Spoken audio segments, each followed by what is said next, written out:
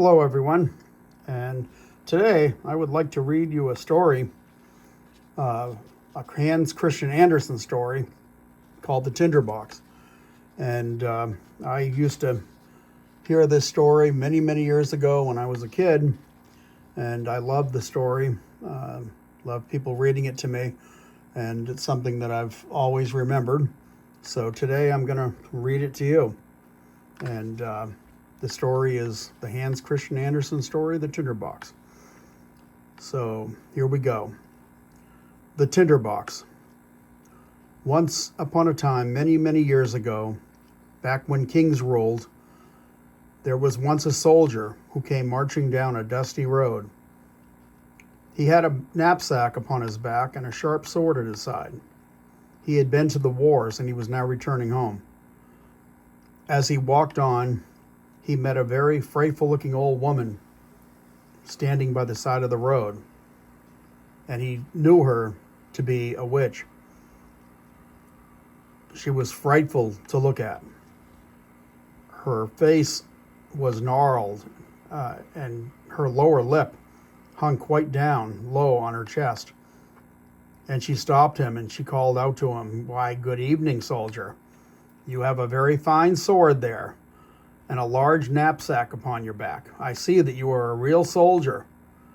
So if you come and help me, why, you shall have as much money as you ever like." The soldier was intrigued, so he came over to her, and he said, "Thank you, old woman," but he knew she was a witch. "Do you see that large tree?" said the old woman, pointing to the tree. It was a great fat tree, which stood beside them on the road. "Well, that tree is quite hollow inside, but you must climb up to the top, and there you will see a hole through which you can let yourself down into that tree to a great deep depth. I will tie a rope around your body so that I can pull you back up again when you call out to me. I have become too old to go down there myself, so I need you to help me." "So what am I to do when I go down in that tree?" asked the soldier. "Why, you can get money," she replied. "For you must know that when you reach the ground under that tree, you will find yourself in a large hall, and it is lit up by 300 lamps that never go out. You will then see 3 doors which can be easily opened, for the keys are right in all the locks. On entering into the first room to which these doors lead, you will see a large chest, and it never empties. It is standing in the middle of the floor, and upon it is seated a great dog with a pair of eyes as large as teacups. But you need not be at all afraid of him, as fierce as he looks. I will give you my blue-checked apron, which you must spread out upon the floor, and then boldly seize hold of this dog and place him upon it. He is huge, but he is not heavy. You can then open up the chest and take from it as many pennies as you please. They are only copper pennies, but if you would rather have silver money, well, you just need to go into the second chamber. Here you will find another dog. This dog has eyes as big as dinner plates, but do not let that trouble you. He is even bigger than the first dog, but you can still lift him, place him upon my apron, and then take whatever money you please. Oh, however, if you like gold best, why, just enter into the third chamber. Here there is another chest full of it, and it never empties. None of the chests ever empty. They are magical. The dog who sits on this chest is very dreadful. His eyes are as big as mill wheels. But do not mind him. As fierce as he is, he will not harm you. If he is placed upon my apron, he can never hurt you, and you may take from the chest whatever gold you want." "Well, this is not a bad story," said the soldier, "but what am I to give you, old witch? For I know you did not tell me all this for nothing, and there is something in it for you." "No," said the old witch, "I do not ask for a single penny. Only promise to bring me back an old tinderbox, which my grandmother left behind the last time she went down there." And for anyone that doesn't know, a tinderbox is a metal box that usually opens up in 2 parts, and it has a piece of steel and a piece of flint in it. and you can light fires. Very well, I promise, said the soldier. Now tie the rope around my body. Here it is, replied the witch, and here is my blue-checked apron. As soon as the rope was tied about him, the soldier climbed up the tree, and he let himself down through the hollow to the ground beneath him. And here he found, just as the witch had told him, a large hall, in which many hundred lamps were all burning. Then he opened the first door, and there sat the dog with the eyes as large as teacups staring right at him. The dog was indeed frightening looking. Why, you are a pretty fellow, laughed the soldier, seizing him and placing him on the witch's apron, where he filled his pockets from the chest with as many copper pieces as they would hold. Then he closed the lid, seated the dog back upon it again, and he went into the other chamber, and sure enough, there sat a dog with eyes as big as dinner plates. Please, you had better not look at me that way, laughed the soldier. You frighten me, and it will make your eyes water. And then, just like before, he picked the dog up, and big as he was not terribly heavy, and he set him upon the apron, and he opened up the chest. And when he saw what a quantity of silver money it contained, he very quickly threw away all the copper pieces he had taken and filled his pockets up and his knapsack with nothing but silver.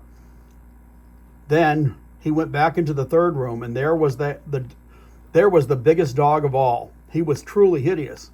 His eyes were as big as mill wheels, and they did indeed turn round and round in his head just like wheels. Good morning, said the soldier, touching his cap, for he had never seen such a dog like this in his life. But after looking at him more closely, he realized the dog was not a mean dog at all. So he placed him on the floor on the apron and opened up the chest.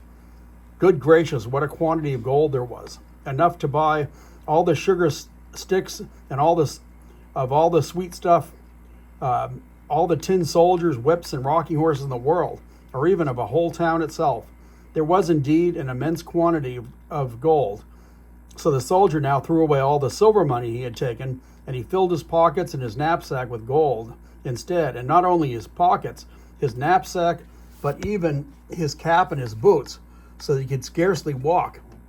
He was really rich now, he thought. So he replaced the dog back upon the chest, closed the door, and called up to the tree, Okay, now pull me up, you old witch. Have you got the tinderbox? Asked the witch.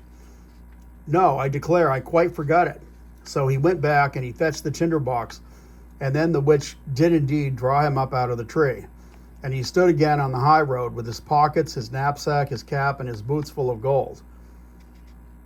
But as he gazed at the old witch, he saw her looking at the tinderbox, and her face looked evil and frightful. Just what are you going to do with that tinderbox? Asked the soldier. That's nothing to you, replied the old witch. You have your money. Now give me that tinderbox. I'll tell you what, said the soldier. I think you were a really evil woman. And if you don't tell me what you're going to do with it, why, I will draw out my sword and I'll cut off your sword and my sword and I will cut off your head. No, said the witch. You can go to the devil. And so the soldier immediately drew his sword, and she came at him. And when she did, he cut off her head, and there she lay on the ground, dead. Then he tied up all his money in her apron, slung it on his back like a bundle, put the tinderbox in his pocket, and walked off to the nearest town. It was a very nice town, and he put up at the very best inn and ordered a dinner of all his favorite dishes, for he was now very rich and had plenty of money. He had servants, and in particular, a servant who cleaned his boots, who thought they certainly were a shabby pair of boots to be worn by such a fine gentleman, yet he had not bought any new ones. The next day, however, after the boot polisher remarked upon it, the soldier went out and bought himself some good clothes and proper boots, so that our soldier now became known as a fine gentleman, and people visited him and told all the wonders that were to be seen in the town, and people liked him. And they told him of the king's beautiful daughter, the princess. Well, where can I see her? Asked the soldier. She is not to be seen at all. That king is an evil man, and so is his wife, the queen. They keep the poor princess locked up in a copper castle surrounded by walls and towers. No one but the king himself can pass in or out and see her, for there has been a prophecy that she will marry a common soldier, and the king cannot bear to think of such a marriage. He would lose all his money and power, for he intends to marry her off to an old king in a faraway land who will bring him wealth and power. Well, I should very much like to see her anyway, thought the soldier, but he could not obtain permission to do so, of course. However, he passed a very pleasant time, went to the theater, drove out in the king's gardens, and gave a great deal of money to poor people, which was very good of him. He remembered what it had been for himself once, back in old times, to be without a shilling or a penny. And now he was rich. He had fine clothes and many friends who all declared what a fine fellow he was and a real gentleman. And all this gratified him exceedingly. But of course, his money would not last forever. And as he had spent plenty of money on himself and gave away a great deal every day to poor people, it would not last forever. And since he received none in return, he finally found himself at last with only 2 shillings left. And so he was obliged to leave his elegant rooms and live in a little garret under the roof, where he had to clean his own boots and even mend them with a large needle. And none of his friends ever came to see him, for there were too many stairs to mount up. One dark evening, he had not even a penny to buy a candle, and then all at once he remembered, there was a piece of candle stuck in that tinderbox, which he had brought from the old tree, into which the witch had helped him. He found the tinderbox, but no sooner had he struck a few sparks from the flint and steel than the door flew right open, and there was the dog with eyes as big as teacups, whom he had seen while down in the tree. The dog stood before him, looking fiercely, and said, "What orders do you have, master?" "Well, hello," said the soldier. "This really is a pleasant tinderbox, if it brings me all I wish for." And he laughed. "Well, can you bring me some money?" said he to the dog. The dog was gone in a moment, and he returned just as quickly, carrying a large bag of copper pennies in his mouth. The soldier very soon discovered that the value of this tinderbox was that if he struck the flint once, the dog who sat on the chest of copper pennies would appear. But if he struck it twice, the dog sitting upon the chest of silver would come. And if he struck it 3 times, the dog with eyes as big as mill wheels who watched over the gold came. The soldier now had plenty of money. He returned to his elegant rooms and reappeared in his fine clothes so that his friends knew him once again and made as much of him as before. After a while, he began to think it was strange that no one could get a look at that princess. Everyone said, "Why, she is so beautiful," he thought to himself, "but what is the use of that if she is to be shut up in a copper castle surrounded by so many towers? Can I by any means get to see her?" And then he thought, "Wait, where is my tinderbox?" Then he struck a light, and in a moment the dog with eyes as big as teacups stood before him. "It is midnight, or it is almost midnight," said the soldier. "Yet I should very much like to see the princess, if only just for a moment." The dog disappeared instantly, and before the soldier could even look round, he returned with the princess on his back. She was lying there asleep, and she looked so lovely. Everyone who saw her knew she was a real princess just by looking at her. The soldier could not help kissing her. As a true soldier, he was. The princess woke up, looked at him with love in her eyes, but she fell asleep again, and then the dog ran back with the princess. The next morning, at breakfast with the king and queen, she told them of her singular dream that she had seen during the night, a dog and a soldier, and that the soldier had kissed her, and that she had ridden on the dog's back. "Why, that is a pretty odd, strange story indeed," said the queen. So the next night, one of the old ladies of the court was set to watch by the princess's bed to discover whether it was really a dream or what else it might be. The soldier, of course, having seen the princess once, was in love, and he longed to see her once more. So he sent for the dog again to fetch her, and to run as fast as ever he could. But the old lady set to watch her, jumped upon a horse and rode as fast as ever, as even the dog could run. And she went after him and found that he carried the princess to a large house. She thought it would help to remember the place if she made a large cross on the door with a piece of chalk. Then she went home to bed, and the dog presently returned with the princess. But when the soldier saw that a cross had been made on the door of the house where he lived, the soldier took another piece of chalk and he made crosses on all the doors in the town so that the lady in waiting might not be able to find the right door. And of course, early the next morning, the king and queen, accompanied by the lady and all the officers of the court, came to see where the princess had been. "Here it is," said the king, when they came to the first door with a cross on it. "No, no, my dear husband, it must be that one," said the queen, pointing to a second door having a cross on it also. "Oh, and here is one, and there is another," they all exclaimed, for there were crosses on every door in every direction. So they felt it was quite useless to search any further, for they could not tell which door it was. But the queen was a very clever, evil woman, as evil as the king was. She could do great more than just merely ride in a carriage. She took her large gold scissors and she cut a piece of silk into squares, and she made a neat little bag. This bag she filled with buckwheat flour, and she tied it around the princess's neck. And then she cut a very small hole in the bag so that the flour would be scattered on the ground as the princess rode along.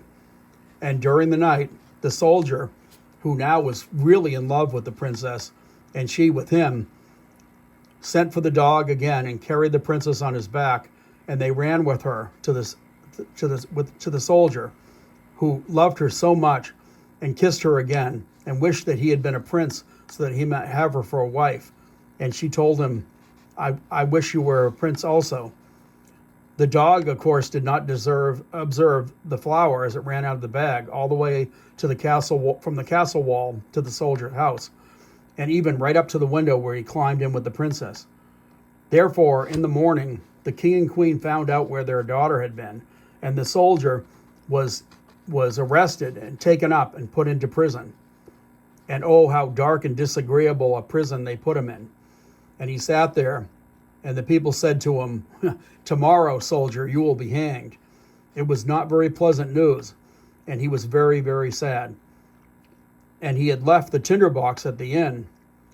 In the morning, he could see through the iron grating of the little window how the people were hastening out of the town just to see him hanged, people who he thought were his friends. He heard drums beating and saw the soldiers marching.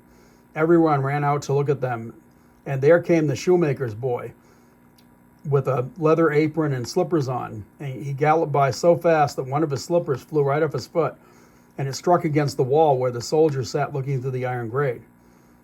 And when he got off to fetch his shoe, the soldier called out, "Hello, shoemaker's boy. You need not be in such a hurry. There will be nothing to see until I come out. But if you will run to the house where I have been living and bring me back my tinderbox, I shall give you 4 shillings. But you must hurry, please." The shoemaker's boy liked the idea of getting the 4 shillings, so he ran very fast, and he fetched the tinderbox, and he gave it to the soldier. And now see what happens. Outside the town, a large gallows for hanging a man had been erected, round which stood all the soldiers and several thousands of people watching. The king and the queen sat up on high, splendid thrones opposite the judges and the whole council, smiling. The soldier was taken out, and he was stood upon a ladder. And as they were about to place the rope around his neck, he said that he had an innocent request. And the king asked, "What is that request, criminal?" He said, "I would very much like to smoke a pipe, as it will be the last pipe I should ever smoke in my life." The king simply could not refuse a request like this. So the soldier was told he could smoke. And he took out his tinderbox and he struck fire once, twice, 3 times. And there in a moment stood all the dogs, the one with eyes as big as teacups, the one with eyes as big as dinner plates, and the third whose eyes were like mill wheels. "Oh my God," said all the people. "These dogs, they're fearsome. Help me, dogs, so that I may not be hanged," cried the soldier. And the dogs attacked and fell upon the judges and all the counselors. They seized one of them by his legs, another by his nose, and they tossed them many feet high up in the air, so they fell down and were dashed to pieces. "No, no," said the king, "I will not be touched." But the largest dog seized him as well, and as well as the queen, and they threw them right after the others. Then all the soldiers and the people were afraid, and they cried out, "Good soldier, please, we did not mean to harm you. That was the evil king. If you would like, you shall be our king, and you shall marry this beautiful princess. She has said she loves you." And indeed she did. So they placed the soldier in the king's carriage, and the three dogs ran alongside and they cried out, "Hurrah!" And little boys whistled through their fingers, and soldiers presented their arms. The princess, who came out of the copper castle, was smiling, and she became the queen, which was very pleasing to her, of course. The wedding festivities lasted a whole week, and the dogs sat right at the wedding table and stared with all of their mighty eyes. The end. And that is the story. I hope you guys enjoyed it. If it's something that you've heard before, I hope you enjoyed the retelling. But it's a story that I dearly loved as a kid. It just really intrigued me, and I always thought to myself, I just pictured the hollow tree and the fearsome dogs and the beautiful princess, of course. But yeah, like I said, I think it was a wonderful story, a little violent, but they all were back then. So hope you enjoyed it, and leave a like, a comment, share it with other people if you would like. Play it for the little ones if you don't mind a story that's a little bit on the violent side. But again, the old fairy tales usually were back then. They were still really terrific stories, well written, well told. And I hope this one was well told for you. So from Dom and Mike's spoiler alert, thank you for listening. Again, please, if you would, leave a like and subscribe, and if you would, share it. Leave comments. Really appreciate it. We have a small channel. Hopefully it's growing, and we really can use the support. Thank you very much. I hope you enjoy. This is a weekend day today. It's actually Mother's Day, but I hope you enjoy this weekend day, and thank you very much for listening.